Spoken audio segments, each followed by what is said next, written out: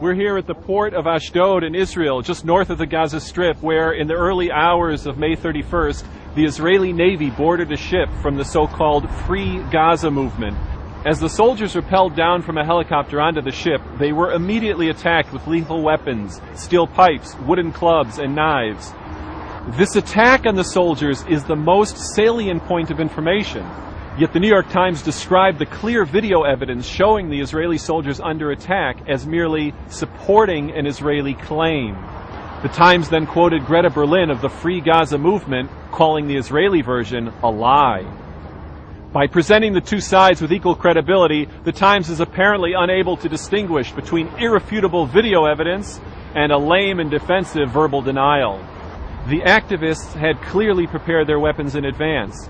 The ship was well stocked with smoke bombs, an array of metal pipes, wooden clubs, axes, crowbars, fire bombs and stun grenades, switchblades and combat knives. Yet BBC quoted a spokesman of the Free Gaza movement brushing off the idea that activists possessed weapons as cheap Israeli propaganda. It's interesting that the activists' weapon of choice was the slingshot, evidenced by the enormous supply of slingshots discovered on the ship. This invokes the classic David and Goliath imagery, with Palestinians as the tiny stone-throwing David against the mighty gunships of the Israeli Goliath. No matter what the facts, media outlets seem unable to shake that narrative of Israeli aggression. Case in point, Reuters distributed this news photo showing an injured Israeli soldier. The Reuters caption, however, misidentified him as a pro-Palestinian activist. Reuters automatically assumed that the victim was pro-Palestinian and Israel was the aggressor. With all this lethal weaponry, how did the media portray the activists? The New York Times ignored this little reality, quoting a spokesman for the Free Gaza movement saying the activists were not military personnel, but were rather a group of artists, intellectuals, and journalists. Let's step back and ask a more basic question. Why would the people on this ship actively initiate a high-level, violent, and lethal confrontation with the Israeli military? What did they expect would happen? It sounds suicidal. Actually, goading Israel into conflict is a primary tactic of Hamas and its cohorts.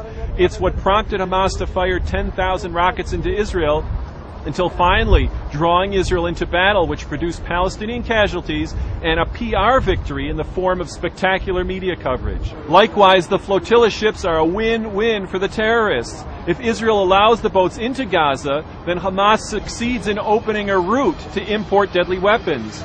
Remember when Israeli troops intercepted the Kareen A, freight ship carrying 50 tons of Iranian rifles, ammunition, and missiles? On the other hand, if Israel stops the boats, then Hamas covers its bets with the knowledge that should civilians be harmed, Israel will be censured by Western journalists who can forever be counted on to report the standard line that civilian casualties are always Israel's fault.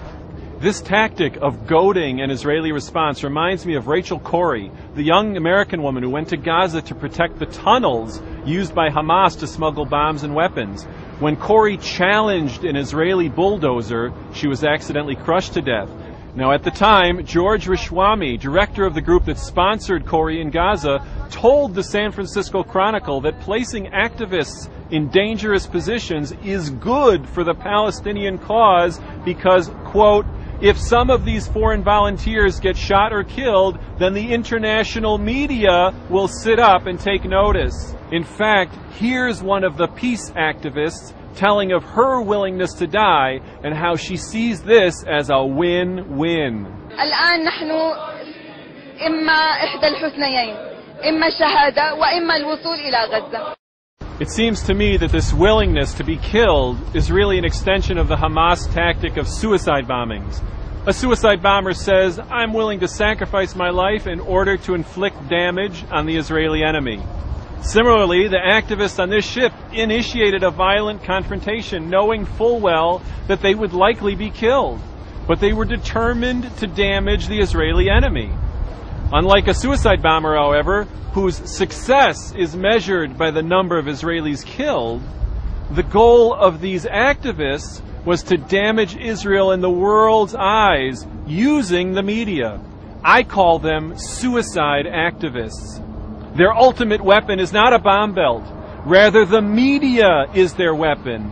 And these activists are willing to be killed in order to use the media as the weapon to delegitimize and demonize Israel. And this week, media outlets fell for it. Hook, line, and sinker. This is Shraga Simmons in Ashdod.